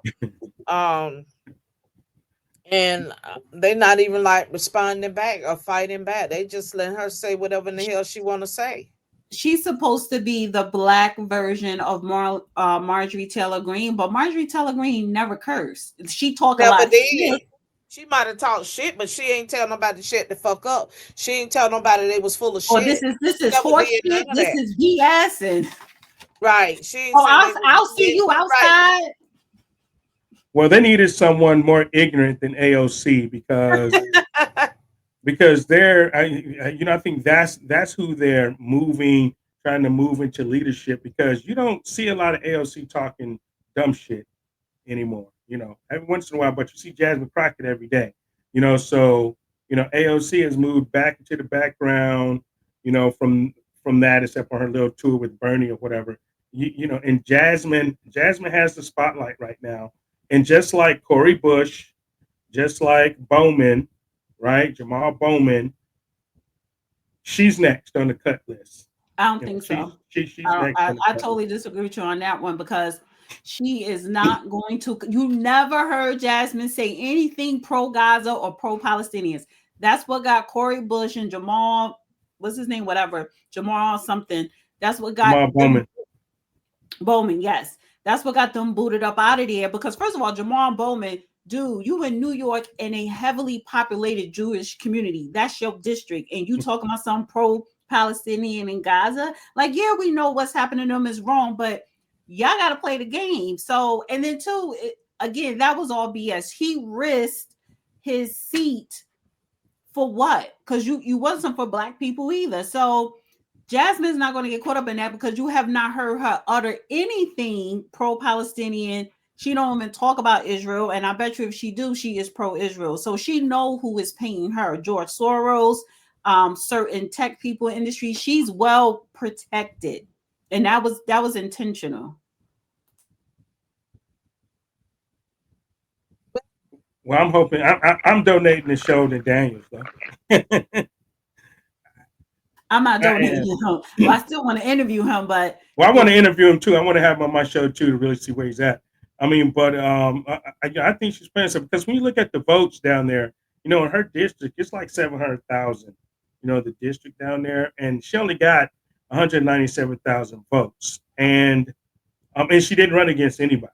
She ran against the liberals. So, I mean, there was nobody down there to really, and she won't even debate Daniels right now. If you look at her record when she was running, the very first time, she was neck to neck with another person down there in her district. And is that in the state house when she ran for state? The state house? I think it was state. Mm-hmm. And then they had to do a runoff. And then right. She won the runoff by a big margin. And it's like, that's when I say the George Soros started putting money behind her on a state level, because they already had her position for the congressional seat, because that Black woman that was there for a while. Retiring. Yes, she's retiring. And that's when she got the wig and the fake eyelashes. Yes. And so it was easy to usher her in. And her district is not a poor district, and it's not all Black. It is, I think it's half Mexicans or Hispanics and black and white. So she has a mixed district. So I don't even know why she's trying to bring on this Right. so-called hood persona. Right, and that's where, and you know, and that's why I say that she's on the chopping block and she's going to lose, because all of those people, she's not just in a ghetto neighborhood, but her district has gotten worse since she's been the congressperson. But like you said, she lives in a mixed district. So, and they're not trying to hear that. They're not going with the hood. I mean, you know, they don't want a hood chick, you know, representing them, you know. And then the way, you know, what she said against the governor, who's, handicapped. Well, if her district is Democrat, they probably encourage her. Well, you know, even Democrats have a limit to the bullshit, you know, as far as somebody representing them, right? You know, I mean, yeah, you know, you can talk some smack and you can, you know, be against Trump and all that, but you have to do it in a certain way as to not to embarrass your constituency. You know, and I think more than anything, she's embarrassing her constituency. I think the most part anyway. You know, maybe not the black part. I agree with you, because AOC, I know someone that lives in her district because she has parts of Queens in the Bronx. They was like, listen, I really don't care what they was like, I don't care, and they're homeowners. It was like, I really don't care what antics she be doing in Congress and when she's in DC, as long as these potholes get filled in our district. So a lot of times, you know, if your representative is taking care of you at home, they kind of overlook your shenanigans, you know, on the House floor or whatever. But the moment, especially if you are homeowners and high professionals or business owners, the moment they start feeling neglected, yeah, your position is in jeopardy, as opposed to a poor area where people are not paying attention. So I don't know. But you heard her when one of those interviews, she did come out and say, she was like, my focus is not pushing legislation. I'm more of a regress than I am for progress. So she said it, that her focus is not to present legislation or her district or nationally. And she was like, and my constituents may be a little bit upset with me, but I have to focus on pushing back against the Trump administration. That's our focus. Yeah, I saw that. Yeah. And so in other words, bitch, you're not doing your job at all. You're not doing your job, you know? And yeah, so I heard when she said that, I'm like, wow, she actually said that out loud. She actually said, well, I'm not doing anything, you know, for the district. I'm going against Trump. That's my sole focus. Right. That's it. And is this who you are going to vote for again, people? Is this the one that you're going to elect? Also, I see Sheldon Daniels is running against her. Yeah. And recently CJ also threw his hat into the race. Who is that? Is that the pancake guy? No, that's Pancake one is Terrence. Okay. Well, who is he? CJ Pearson. Oh, Pearson. Oh, okay, the young brother. Okay. Yeah, CJ Pearson. Okay. He's running in that district now? Yes. Really? That should be interesting. You know, he's actually a bright dude. He's actually a bright young brother. So, you know, I would love to see a deep debate. I don't think she's going to debate him though. I don't think so. I think she'll run because that would be very interesting. She's not going to debate no one because she doesn't have to, because I guess is CJ running as a Republican? Yes. But how much support is the Republican party in that state, in that district or county gonna put behind him?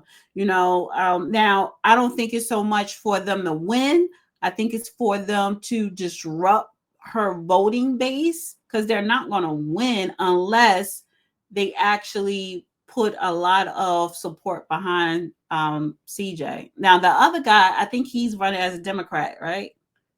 No, he's running as a Republican. Sheldon's running as a Republican? Oh, I thought it was a Democrat. But either way, is the Republican Party supporting them, you know? Probably not. Going back to Fani Willis, remember that woman, I forgot her name, who was running against her for DA office? She didn't do much. And I don't think the Republican Party knew that she was going to win. So she didn't get a lot of endorsements and push from her party. So I don't know, it's a lot of times it depends on your party. Your party can make or break you. Oh, we both know that, don't we, Laverne? Yes. We both know that. I mean, you're right. I don't know how much money the RNC is going to put there. If they think they can win the district, and if they want that district, and if they want her ass out of Congress, they'll dump some money in there. They won't dump money in there if you're going to be against the establishment, right? If you're a conservative that's against the establishment, they're not going to help. He said that he thinks that CJ just said he was running as an April Fool's joke. So I don't know. We will soon know for sure. Yeah. So I think her tenure is up in the Democrat Party. I think they're going to replace whatever platform that she's created for herself and give it to AOC. I tell everybody right now, nobody that we think is, if they're going to push somebody for president, it's not AOC. It's not old boy out of California. It is Rahm Emanuel out of Chicago. Okay, if you look at this, uptick in momentum in the Democrat Party and their solidarity, it's all coming out of Chicago. Rahm is back in full force. He was the ambassador to Japan. He is talking very global right now. He definitely has his foot in the water. I heard last week that they already started an exploratory committee for him. People have already put their money up where their mouth is. Rahm Emanuel will be the candidate for 2028. Jasmine Crockett, I do think somebody's going to come in there last minute. I like Sheldon Daniels, I do, but I feel like he may just be too young mentally to think on these political landscape mentalities that are necessary to win these type of elections. If we look at this election with Randy Fine in Florida, I'm sorry. The man is anybody that big, that fat, that obese, they're a trash human being because they don't even take care of themselves. That's just a gluttonous, nasty, he smells like sour buttermilk.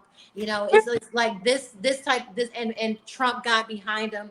AIPAC funded his entire campaign. We have to keep AIPAC out of our elections because we can't have foreign entities influencing our national elections, and nobody is turning down AIPAC money.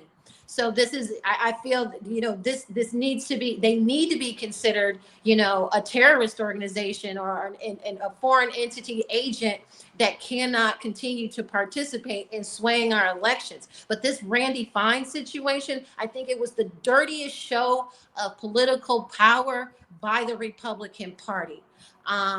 Even though it was a special election, he would have never been voted in by, in a regular race.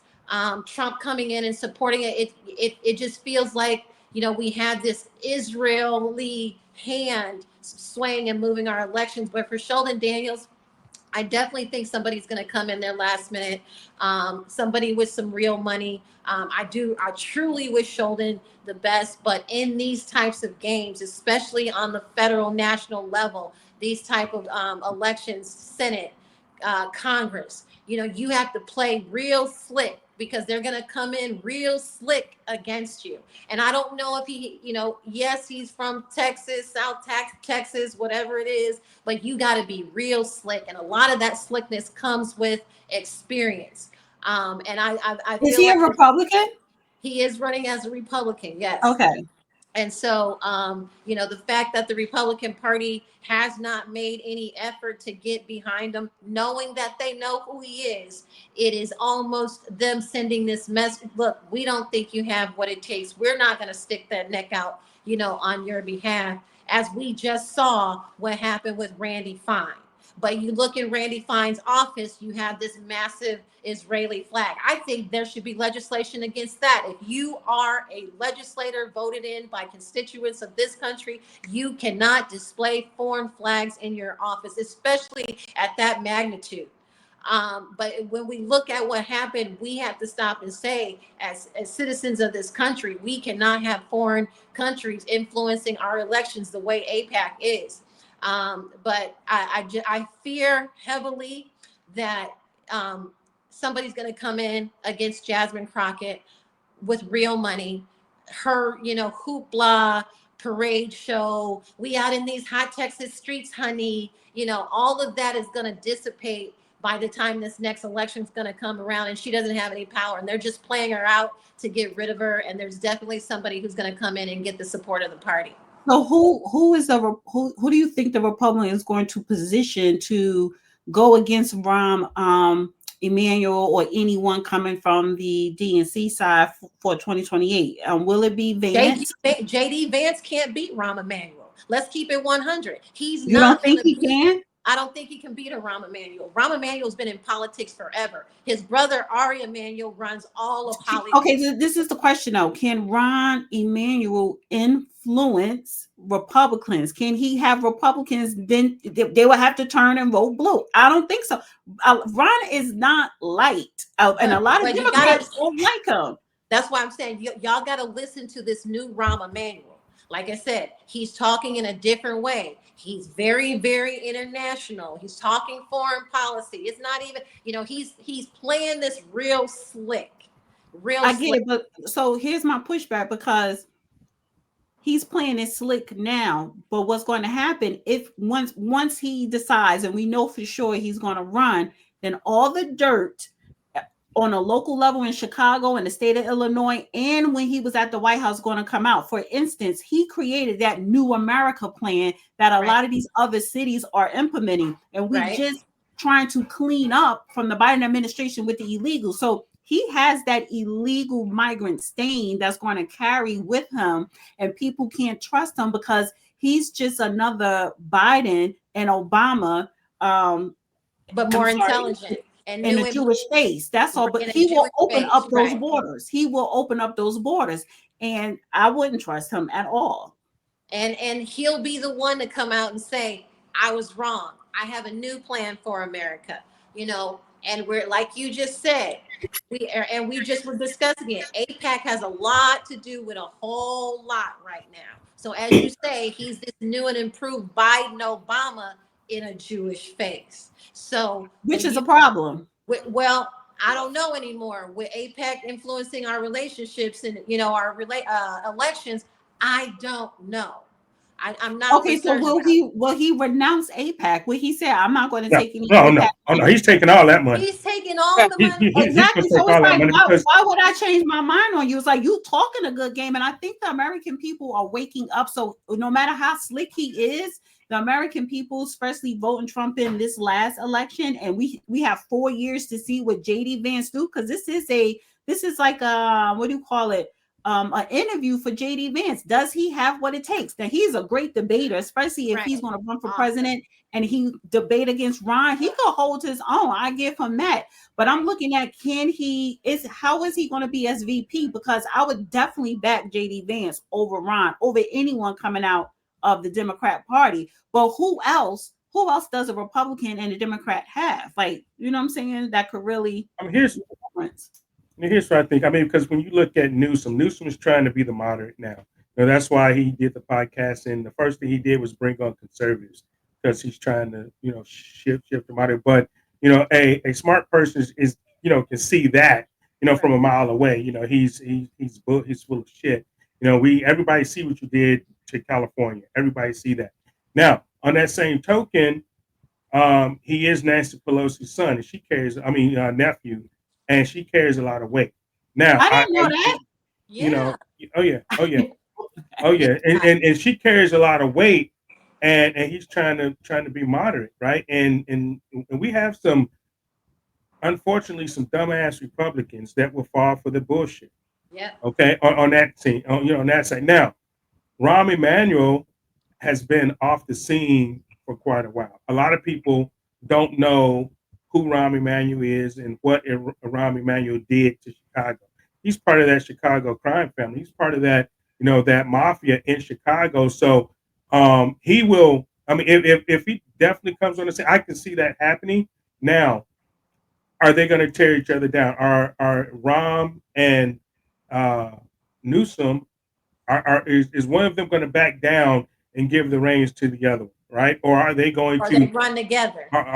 you know, or run? I was about to say, or run together, right? Right. And so if they run together, so you got that mob boss type deal with Rahm Emanuel, right? That crime syndicate in Chicago. You got the Pelosi family.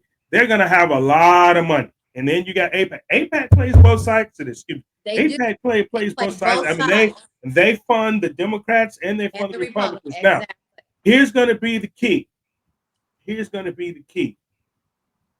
These first 2 years of Trump, with everything that he's doing, with the tariffs and everything, they better not fucking swing and miss. Right. They better not miss. Right With now, this situation. if the economy gets good, you know, if the tariffs, you know, people, you know, if the It's jobs smooth come back sailing, and right? the manufacturing come back, right? That shit needs to be on point 100 to where America gets better across the board for everyone, right? Now, if that happens in these 2 years, we have to, they can't lose the midterms to where he becomes a lame duck president these last 2 Right. years. Right. So we have to win the midterms, and then those last 2 years is just going to have to be bang up for JD Vance to have a shot. If Trump and the Republicans fuck this up, because they have everything now, and they're fucking it up right now, to be honest, with this, you know, vote shit, and they're off, and you know, they're on vacation, and you got Democrats voting with Republicans because, you know, congresswomen want to have babies and vote for home and all that bullshit, right? So they only got one chance to get this shit right. In these first 2 years, if they don't get it right in these first 2 years and hold the midterms for the last 2 years, JD Vance will have a chance, and we'll probably have a Democrat. So let me throw this on the table, because they are slick and they're all liars. I don't Right. trust no Every politicians. last one of them. And Every I always go by, not Trump. Trump's not. I'm not saying Trump. everybody's a liar. Everybody's a liar in politics, because you have to be. But I always go Well, by. I don't know. Trump tells the hard truth, and people just don't like it. They don't like it, right? I Like I said, I would say this: Trump tells more truth than any of them. But if he's not lying, he's not saying anything. But I don't trust no politician. But I always go by Dr. Amos Wilson quote: "We, the people, are the forecasters. The politicians, they're just the presenters." That's how it's supposed to be. So let me just say this: maybe if it is Rahm Emanuel, oh my God, I would throw up, and say a Newsom ticket. Maybe it will be because maybe the Republicans would say, as long as we have Congress, the House and the Senate. Because listen, if you have the House and the Senate by a landslide, not by the vice president got to split the vote. No, the majority. If the Republicans have the majority in Congress, in the Senate and the House, maybe they're not going to care too much if JD Vance lose, as long as they keep Congress in both houses. I don't think that'll happen though. I'm about to say Trump. You, Joseph Bill. Trump is the fucking things up. It's the Rhino Right. Republican. Yeah, fucking I agree with Joseph. They Joseph, been 100. fucking thing. The Rhinos been fucking things up. Right. But they Correct. fucking motherfucking asses, and Right. it's a lot of them. Correct. And And they're gonna have to bring it. Bipartisan. Lindsey Graham, like, what's going on? Why does Trump keep coming out and endorsing people like Lindsey Graham? Like, Lindsey Graham is more consistent though with Republicans and the Republican agenda. Why not? Because listen, when Biden was in office, like Lindsey Graham, I would say he's more of a bulldog. Like you have to be the purpose of you going to Congress is to come with a bipartisan solution. It never happens. It's them versus them. So when someone is bipartisan, that's when you want to say, you're a rhino or you're two-faced. Both sides do that. But that's the purpose. They should be bipartisan. So sometimes you do have to give a little, but maintain control. That's what I'm saying. Maintain control, but don't give too much. Yeah, I mean, it's all about reaching across the aisle to get things done. We're just in a situation right now where we have the judiciary, executive branches, the legislative branches. We have control of all that. So there is no reason to mess things up. There's no reason. That's my point. For it. So that SAVE Act that the Republicans, that was a Republican bill. It's a perfect bill. Right. Every Democrat want to go against it. It's pretty close. As far as making sure that only American citizens and you have proof. Right. Why won't the Democrats get on board with that? Dumb shit like that. Like, it's crazy to me, and there's no excuse for it. And then they always they just want to blame black people who can't go and get an ID. They're not even putting Latinos and Hispanics in that equation. They say it's black people that can't get ID. So now it's racism, and that's you know why what the new, but you know, no, but you know what they're using now? Now is white women saying that you're making it harder for women to vote because I'm married and I have my husband's last name and they're not going to accept my ID. I saw a clip of that where white women are complaining about this bill because it's going to be harder for married women to vote. Which is crazy. It makes no sense. They'll come up with some of everything. I'm just hoping that, with all the control and as people went in, got out and cast their votes for us to be where we are right now in our political spectrum, I'm praying that they hold it together. Today was the worst day on the stock market, and now, they have fuel. They're blaming Trump's tariffs, so on and so forth. Today's stock market day was pretty much a crash. So, and these are moving on Trump's tariffs on Israel, even though they relinquished theirs. 57% tariffs on China. Now you have Macron saying, you know what, we don't want anybody investing in the United States. Same thing in Russia. This is the outpour, the downfall of Trump and his tariffs. He went from sanctions to tariffs. So, we've got to make sure that this is going to bring back our manufacturing. This is going to change the economy.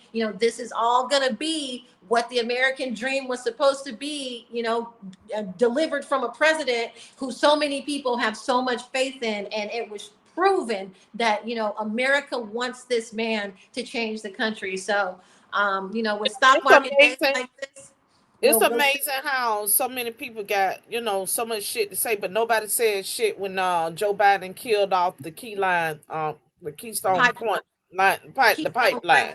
Right. Nobody said shit about that. Nobody said shit about when Biden killed off all the fucking American businesses that he could that was really supporting this country. During COVID. It was all gone. Exactly. It was gone. During COVID. Well, I mean, you have to look at it. Coming to the end of the hour, you all, and I know G gotta go. I always try to be respectful of his time, so we're gonna go ahead on and close for today. You ain't bring up Cory Booker slick ass. That's another slick ass. Okay. I was like, this her show, but I was gonna say, you want to bring up Cory Booker? And talk for 25 fucking hours without going to the bathroom. Did he have on some Depends or something? That's what I want to know. I think he went because some people went in to speak, and then some people speak too a little bit. Some other people spoke, yeah. Yeah, I think he go to the bathroom. That's the thing too, But what did he say? That was I don't even know what the fuck he said. I don't even know what he said. It's a moral moment. Okay, it's a moral moment, but the people decided. You standing up and squawking your box for 24 hours doesn't change the will of the people. So you can get up there and blow hot air all you want. Black people saying, "Oh, this is a moment in history. This is historical." No, it's not. No damn moment in history. He just got up there and because forever. Right, he was. He well set his ass and down and shut the fuck up for all I care. But anyway, because who was it? It was Gold. Was it Goldwater? No, Thumber. What's his name? Thumber. I can never pronounce that senator. He did 24 hours in 1964, rebutting against the Civil Rights Act. Right. However, at least that was before. Yeah, the Strom Thurmond. It was Strom Thurmond. Thurmond, yes. Strom Thurmond. But he did that before the act, before they voted. So it was that was of substance, even though majority and myself would be against it, but he filibustered before they voted. Right. This fool getting up there, what are you filibustering? There was nothing. Half of them didn't even want to come to work. So, but I was trying to get, it must have been Goldwater. It was Goldwater, not Thurmond. Which one was it? Was it Goldwater or Thurmond? It was I'm not for sure. I'm It not. was So Thurman. it was It was Thurman Thurman. because he switched to being a Republican after Storm that. Thurman. It was Storm Yeah. Storm Thurman, yeah. It was Storm. he was a Democrat at the Thank you, time, and then he Benji. switched. Storm Thurman. Strom, STROM. I did a Benji. Yeah, paper on this on STROM. that. Yeah, because I talk about how all the Democrats did not vote for the Civil Rights Act. The Republicans are the ones that got the Voted Civil for- Rights Act passed. That's true. It wasn't the- Yeah, they broke party line. Like they needed Republicans to vote in order for it to pass. And I actually looked that up. I think it was just as many Democrats that voted for that because it was. It was a lot of Democrats that voted against it. Yeah, most of them did. It was the Republicans that passed. There was a few Democrats that crossed the lines with the Republicans to get the Civil Rights Act passed, but most Democrats voted against the civil rights. But what did we And those get Democrats out of stayed a Democrat. Right. What did we get out of Cory Booker's speech? Did we get anything was there anything that you took away from anything that he said other than his political Little gas, indigestion, something like that. But I heard the word Social Security, but my thing is, how about we talk about that $100 million Mark Zuckerberg gave you to give to the Newark school system, and they never saw not one damn dime. Half of that went to one consulting firm. That was a big scandal in New Jersey around that time. So, like, boy, bye. I want to know if Zuckerberg just spent $23 million on a house in D.C. That's what I want to know. I mean, he can spend just bought a house any way he liked, but I'm talking about Cory Booker. He's he's one of those. He don't know he's pansexual. He don't know if he's gay. He don't know if he's straight. He don't know if he's bi. He don't know of any of that. And I know firsthand because me and Rosario Dawson are friends, and they were dating, and there was a whole lot going on. So I know that. But the fact of the matter is, I don't know what points he made that made Black American Democrats and say, "Oh my God, this was a moment in time. This was history." No, he just got up because he stood up there with his dumb ass and talked for 25 hours. That's the only historic event it was. He said absolutely nothing that was beneficial to America or Black America at all, since they're supposed to represent Black America. He said absolutely nothing. I mean, this is a moral moment. Did he mention Black America? Did he mention those two words, Black America or Black Americans? It was more talking about the impoverished and the lesser, fortunate in the country, and about this being a moral moment for everybody to fight against, what is currently happening. But I was looking for the depth and what he was, for as long as I could listen to it. And I am sorry, this man got up and did a grandstand for Black America once again to feel like they have somebody representing them. And if they would have listened to him, he said absolutely nothing. He ran around a train track 5 different ways saying the same thing. And I'm disappointed that Black people still are seeking validation for somebody to get up and yell. We don't have any Black leaders. Cory Booker is not a leader. We have no Black leaders. There's zero Black. There hasn't been a Black leader since Malcolm X. So it wasn't Obama. Obama wasn't a leader. Obama was the president. And so we don't have anybody to stand up and make people like Cory Booker look like gutter snipe. I would say this: when he was mayor, he brought a lot of innovation to the city. But see, he was doing that in New Jersey, in North New Jersey. But he was only doing that. He was mayor, I think, for one term, but that was his plan. His plan was to be in the Senate and run for presidency. It was no real investment in the city of Newark. If he was a genuine person, he would have stayed the mayor and made Newark, right. Yes. Yeah, because he's done some things like he did a partnership with the banks to where if I put $100 every month savings into the bank, however much you put, but it was a minimum amount, the bank matched it at 100%.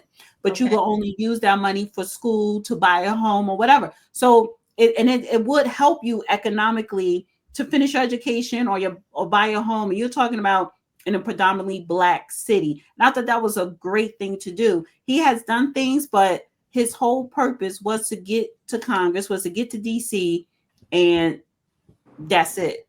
he doesn't There. care about Black Americans there. at all.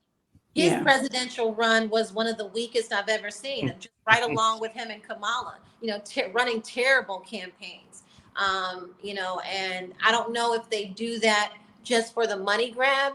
And then they get out of the race, because right now running for office is one of the biggest money grabs in the game. It's the Big money biggest grab. hustle in the game. Big money grab. And so I just feel like, look, I felt like, what was his name? Alan ran as a Republican, black Alan guy. Keyes. Alan Alan Keyes. I think Alan Keyes had a lot of amazing things to say as a presidential candidate. I thought he had an actual plan. When I listened to Cory Booker and I listened to Kamala Harris, even though these people have served in Senate seats for years, they had no actual plan for America. It was just riding on issues against, whether it was racism or against Trump. And that's unfortunate. I really just, I worry about Black America, because they will, vacuum up the weakest, bit of information that they feel like relates to them and look at it as something amazing and life-changing, when really it shows how much disrespect and disregard they have for you by not giving you something of substance, because they know that you're going to accept this hoopla. So, and you don't demand it. You have to demand that. So they want to give you whatever they want to give you, because you don't demand nothing. Get what you get, and that's it. And that's unfortunate. And I think Black America has some soul searching to do, but I realize they don't want to. Black women are sitting chilling. Well, we told you so. We voted for Kamala and Biden, but y'all wanted to vote for Trump, so we gonna sit back and Biden didn't win the election. This is a false flag situation for you all. Everybody knows the 2020 election was stolen, but you sitting back and they pumped your heads up like Black women really saved America. Not the case. Black women have no power in America. You know what I'm saying? It's just they have spending dollars. So they'll say, oh yeah, we're going to be winning with Black women because y'all spending all your money, and you're an economic benefit. You're not a power benefit. You're an economic benefit. And Black women have that misconstrued, and it's unfortunate. So, I think that Black women though has influence in the Democrat Party. What at the end of the day, what is that? What do they get?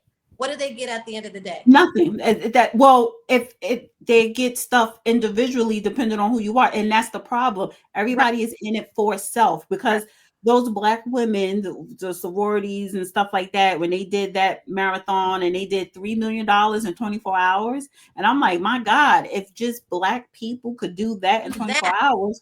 Why weren't you doing this for other stuff? Do that. Yeah. But it's like, oh, let's be strung along because we want to, ski wee and, dance with Kamala. All of it was wrong. The intentions were wrong. The plan was wrong. And it's like, look, we're Black women. We can get together and do this. When they had no idea, they still had no power except for what their economic benefit is to the party. So what was it 3 million, 5 million? But technically that didn't make a dent to what the other super PACs were putting in behind Kamala. But this woman had $1 billion.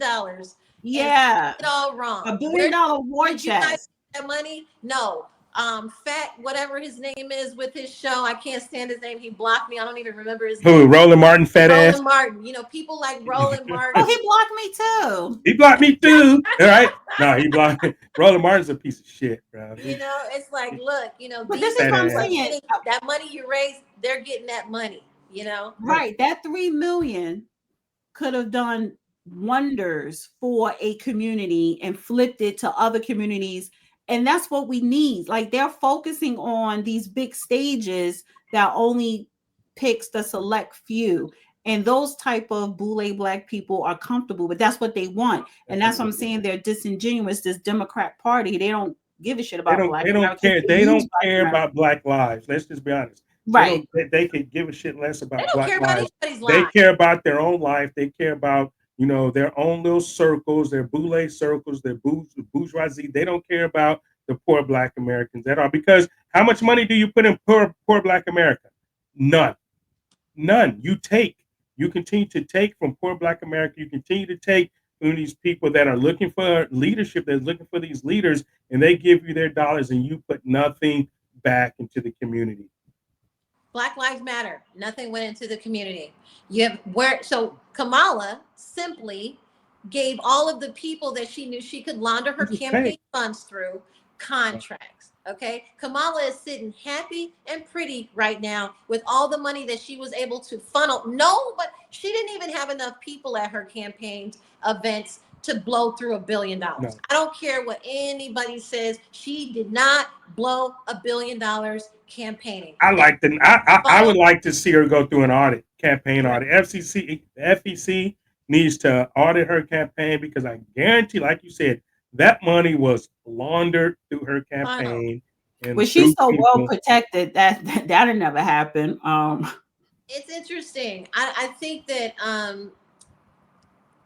her situation of how she was ushered in to replace Joe Biden, that was a historical moment that destroyed our democracy, and Democrats turned it into something like it was, just the most amazing thing that Joe Biden would put the country first and step aside. Look at that play. Look at how they rolled out that theater and that plan and how they pushed it in the media. That is what we need to be weary of, because when they can take a man clean out of the presidency and bring in somebody and say, oh, this was the right thing to do, and they love each other. Oh my God, I love you, Joe. Look at the theater on it. Look at the amount of dedication and how they ran it. They ran that play perfectly. So when people keep saying Democrats have no plan, just because we have people like stupid Cory Booker talking for 24 hours, Democrats always have a plan. So I just want everybody to realize that when you say they don't care about poor people's lives, Democrats don't care about anybody. When they're taking your children, care about themselves and their pockets.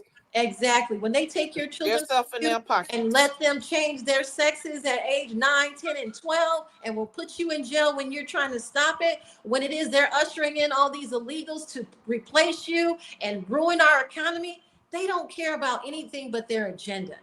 And when you have to look, when they say something, you have to look at two things. You look at why they're saying it and who's going to benefit from it. And that's the entire, and you should do that with everybody. But Trump ran a hell of a campaign. That man outworked everybody. There's nothing that anybody can ever say to take away from that man, that he was the hardest working man in politics by far. Nobody ran a campaign like his. I don't care who it was. Not even Obama. Obama got the prouse through his campaign because we hope alive. Hope alive. Because we have black people who didn't care about this. He got to dance into the White House. Donald Trump ran the best political campaign. Absolutely. I think that. Honey, how many court cases he had at the same time? Exactly. And like 4 or 5. And 96 felonies. So that man deserves every bit of every honor that we give him, because there's nobody that has run a campaign, made a political comeback, and is now doing things unheard of at lightning speed. Like, he's doing everything at all. He's like, fuck it, burn it all down. Let's go. You. I don't care. All of you go down, because you're going to pay this country what we've been paying, and nobody has had the balls to do that. So now, with news like today, the stock market crash, so on and so forth, Democrats have talking juice. But I'm behind President Trump 100% for him to know what he's doing. He sat in this position 4 years. He didn't do what he should have probably did then. And now he's like, look, this is my legacy. I'm going to leave the best country I can when I walk out of this office. And I'm very proud of him. But yeah.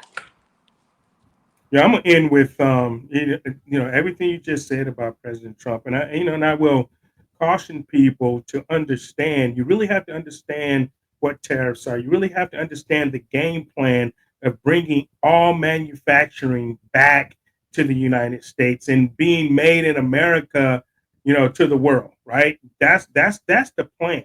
The plan is to bring all the jobs back and to make America great again by doing that. And so, with the stock market, things are going to get worse before they get better. It has to, because it's all been fake. Okay. The stock market under Joe Biden was fake. They propped it up. It's fake. The jobs reports were fake. Everything about the Joe Biden administration Joe Biden, Kamala Harris administration was fake. It's being corrected. There's going to be a correction, but understand the big picture of where we're going and how we got to get there. And if you understand economics, if you understand tariffs, if you understand that he really wants to make America better for all Americans, not just Republicans, not just, the white America, the businesses, the billionaires, that the Democrats are going to espouse those talking points, right? They're going to do that, but you have to stay true, have to stay, stick to the game plan. And I see today as a great buying opportunity for a lot of shit. And I'm buying. And I'm buying. My mortgage portfolio, my market portfolio, we're buying. It is a great day to buy. Definitely. So don't miss the opportunity. I tell you guys, don't miss out on the opportunity to buy. If you're in crypto, today's like this are good for crypto. So diversify your portfolio. And I really wish Black people would live for the future instead of living. Stop living in the past. Thank you. Stop living in the past. I wasn't there. I wasn't there during Jim Crow. There were people who came before me who had to go through that. And so what I do is I appreciate what they. What I was going to say is that was my fault.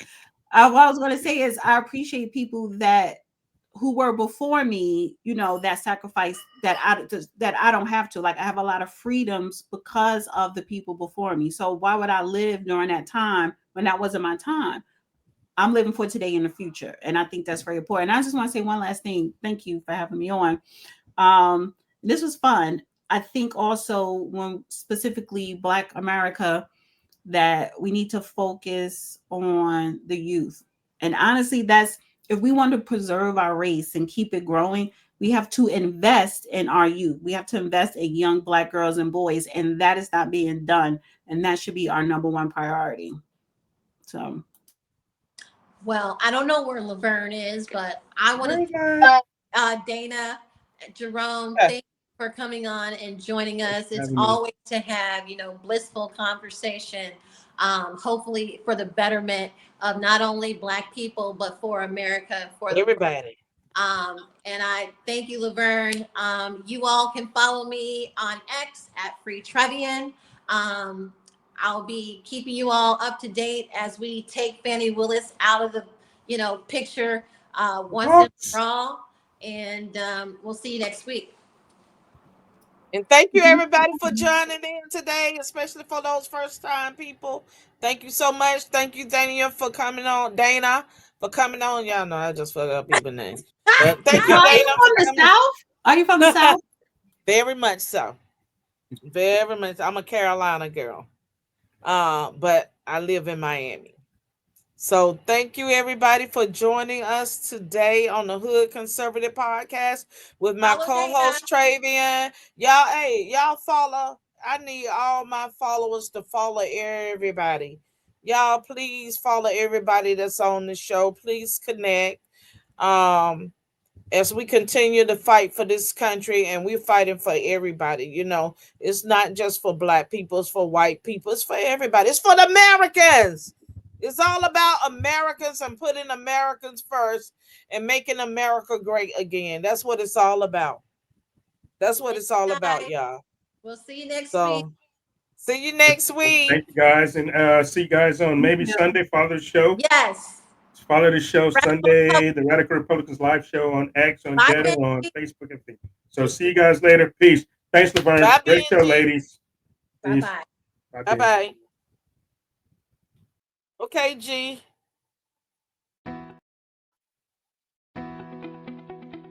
Hi, I'm Laverne Spicer, and I'm asking for your support today. Thousands of Americans struggle to get food, and they wonder where their next meal is going to come from. But I'm here, been working with them for over 25 years to provide food to people that need it the most, right here at our community food bank. So today, I'm asking you for your support. Please provide a contribution to help make a real difference in our community and to help us feed people. And you can do it right here. Donate today on Cash App, and you will see the link above.